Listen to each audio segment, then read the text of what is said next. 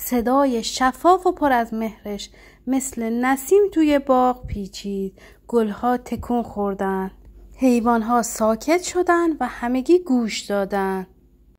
لحظه ای سکوت همه جا رو پر کرد.